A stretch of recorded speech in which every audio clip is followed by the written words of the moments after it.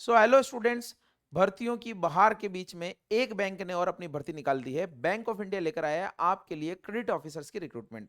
आप देख सकते हैं बैंक ऑफ इंडिया ने जो जीबीओ है, जीबीओ स्ट्रीम यानी कि जनरल बैंकिंग ऑफिसर का जो स्ट्रीम है, उसमें बैंक ऑफ इंडिया ने निकाली है क्रेडिट ऑफिसर की भर्ती। Recruitment of officers in mention below. एक मिनट यहाँ पे मार्क कर लेते हैं। तो ये क्रेडिट ऑफिसर की रिक्रूटमेंट है जो जीबीओ स्ट्रीम में निकाली है, यानी जनरल बैंकिंग स्ट्रीम में निकाली है। और ये नोटिफिकेशन आ गया है, आपको फॉर्म भरने के लिए 20 जुलाई तक अप्लाई करना है और आप इसमें फॉर्म भर सकते हैं। हालांकि इसमें जो रिक्रूटमेंट है वो पीओ से ऊपर लेवल की है, यानी पीओ के बाद में जो प्रमोशन होता है नेक्स्ट स्केल 2 का, सीधा मैनेजर का, सीनियर मैनेजर का, चीफ मैनेजर का, उसकी ये रिक्रूटमेंट आई है। तो इसकी थोड़ी डिटेल देखते हैं कि ये वैकेंसीज कौन कौन भर सकते हैं, क्या आप भर सकते हैं क्या। तो सबसे पहले तो आपको पता होना चाहिए कि 20 जुलाई से पहले भरना है।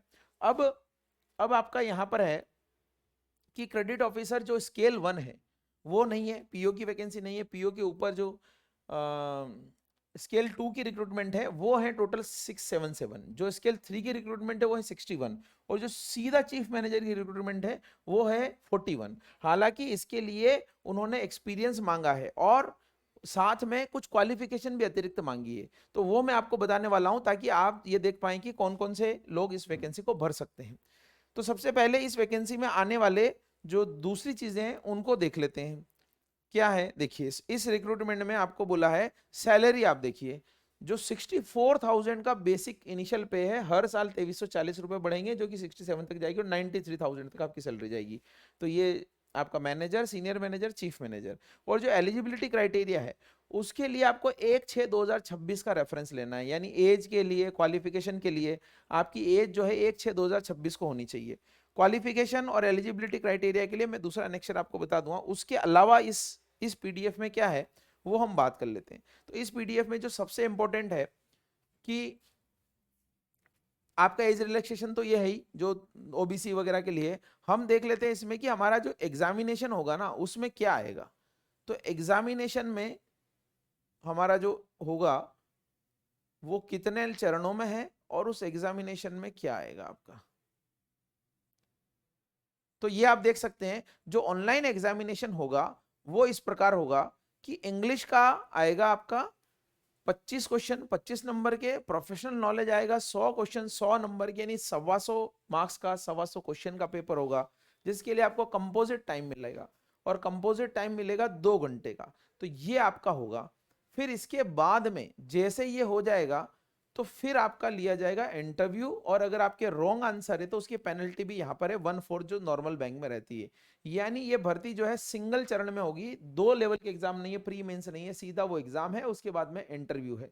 और ये आपका 1:3 का रेशियो भी लिखा गया है कि नंबर ऑफ वैकेंसी के 3 गुना जो है वो इंटरव्यू के लिए बुलाए जाएंगे। तो ये प्री और मेंस आपका इसमें नहीं है, सीधा सीधा यही है। और ऑनलाइन जो है examination and interview is conducted.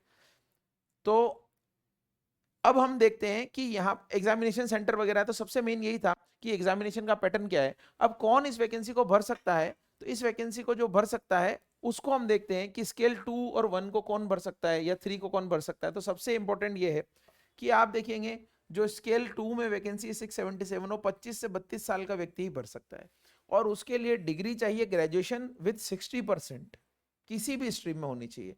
साथ ही साथ उसको एक्सपीरियंस चाहिए मिनिमम 3 साल का, 3 इयर्स का एक्सपीरियंस चाहिए, मिनिमम 5 ईयर का एक्सपीरियंस चाहिए जो स्केल 3 के लिए भरना चाहे, और मिनिमम 7 ईयर का एक्सपीरियंस चाहिए जो स्केल 4 के लिए भरना चाहे।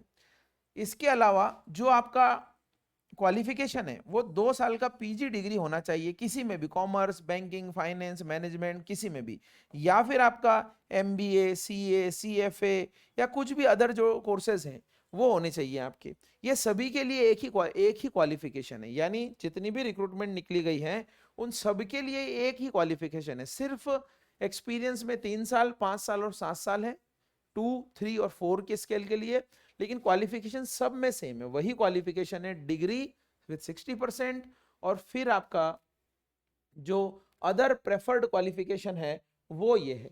एजुकेशनल क्वालिफिकेशन तो यही है आपकी, लेकिन प्रेफर्ड क्वालिफिकेशन या सर्टिफिकेशन जो है वो ये है कि 2 साल का पीजी होना चाहिए और या फिर आपका एमबीए वगैरह होना चाहिए। तो वो लोग इस वैकेंसी को भर सकते हैं। तो आप जो है अगर आप एलिजिबल हैं तो इस वैकेंसी को जरूर भरिएगा। हालांकि नॉर्मल कैंडिडेट्स को नहीं भर सकता है, पर मैंने सोचा कि अगर कोई पहले बैंकिंग में ऑलरेडी है, जिसके पास अनुभव है, तो वो चाहे तो इस रिक्रूटमेंट को भर सकता है। चलिए, थैंक यू सो मच।